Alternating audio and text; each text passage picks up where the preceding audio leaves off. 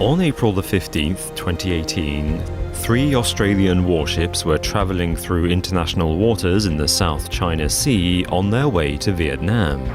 Out of the blue, they were confronted by the Chinese Navy and warned away. It is the latest event in years' worth of increasing tensions between China and Australia. Australian Air Force planes have been challenged by China before, but this was the first time the Australian Navy had been confronted. Australian Prime Minister Malcolm Turnbull confirmed that relations between the two nations have frozen. Will this escalate to war? Will China invade Australia? If he wanted to, President Xi Jinping certainly has the manpower to invade Australia. The People's Liberation Army could stomp all over Australia's military. Both countries spend about 1.9% of their GDP on their military, but where this amounts to $25 billion spent on Australia's military, China spends $215 billion. As a result, the PLA boasts 2.3 million active personnel and another 500,000 in reserve, compared to Australia's 77,000 active and reserve personnel. China's land, air and sea forces are literally hundreds of times bigger than Australia's. Its navy is large enough to surround the Australian continent, and Australia has nothing to combat the thousands of Chinese tanks and fighter jets that would attack its shores. If China wanted to wipe Australia off the map, it could deploy its 260 nuclear warheads. Australia could not retaliate, because it has no nuclear arsenal. However, Australia is too far away and too big to invade easily. Supply lines from mainland China would be very overstretched and vulnerable to attack at sea from Australia's allies. An alternate war strategy might therefore be for China to try to choke Australia by attacking its essential shipping. But as of 2017, the CIA ranks Australia's merchant navy as the 39th biggest in the world. This means it is not big enough to meet Australia's needs, and they rely on their friends and neighbours to help. If China were to attack Australian shipping, they would almost certainly end up attacking American, British, Canadian, Japanese, Korean, Norwegian, Indonesian, German, Kuwaiti ships and sailors. This is not to mention the fact that Australia is a member of NATO, which means that an attack on Australia would be considered an attack on 28 other countries. Such an alliance would be obliged to retaliate by attacking China. So delicate are the tensions between the East and the West, it is easy to see how, by attacking Australia, China could quickly spark World War III. Xi Jinping knows to avoid this. Instead, he may be targeting Australia with subtler weapons.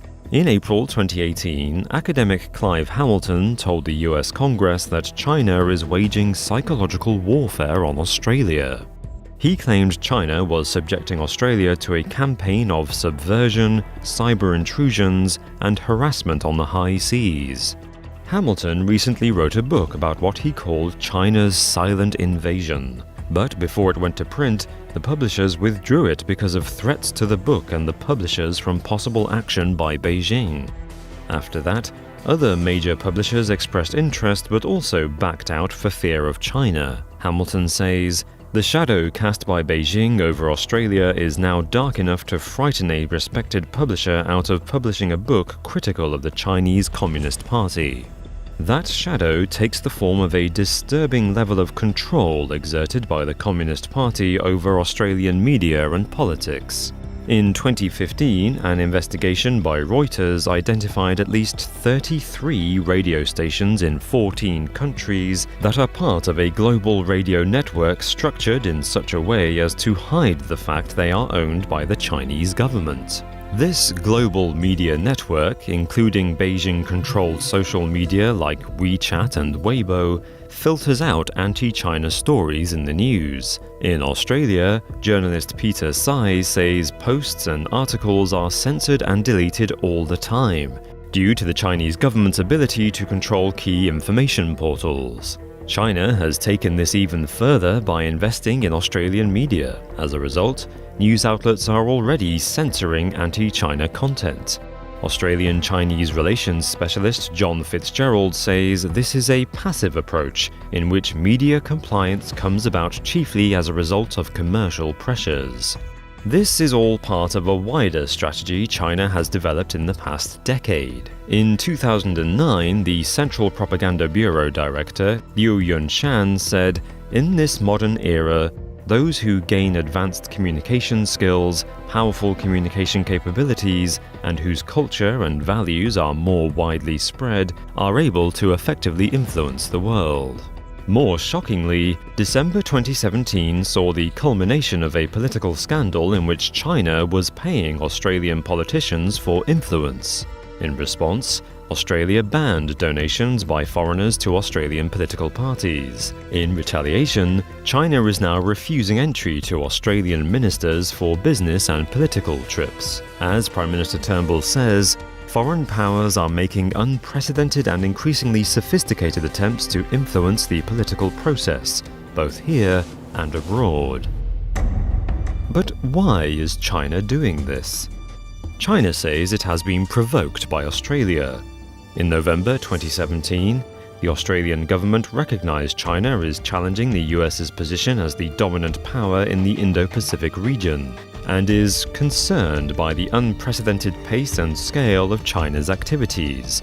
Australia opposes the use of disputed features and artificial structures in the South China Sea for military purposes.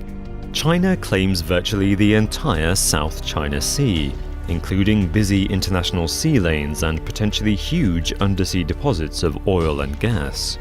To this end, China has constructed 7 artificial islands with airstrips and military bases. In 2015, 10 countries, led by the US, condemned China's activities. In 2016, Beijing ignored an international court ruling to stop its activities in the South China Sea. Former Chinese ambassador to Australia, Fu Ying, retorted, "The West is too arrogant and must stop lecturing us and trying to change China. Unless you can accept China as it is, there is no basis for a relationship." Malcolm Turnbull then implied China was using coercion, corruption, and intimidation to get its way.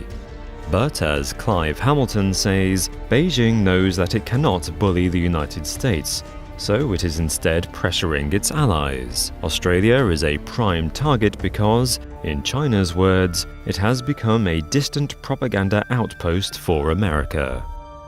All the same, it seems unlikely that China will invade Australia in the traditional sense. China is Australia's largest trading partner, and the comparatively small nation won't risk provoking the red behemoth much further. As John Fitzgerald says, it's difficult to see any future for Australia that does not involve China in a big way, whether it is in trade, services, investment, regional security, cultural exchange, or migration. Conversely, China won't risk sparking a war with the entire world over the South China Sea. Rather, it plans an invisible invasion. It wants to turn America's allies, so they sympathize with its territorial ambitions. At some point, China will feel ready to make its final move. Quite what that will lead to, whether world war or victory for Beijing, is uncertain. Do you think China would actually invade Australia, and who do you think would win? Please let us know in the comments below. And if you enjoyed this video, then please like, subscribe, click the bell icon to keep up to date with all our videos, and click on screen right now to explore more all-time conspiracies.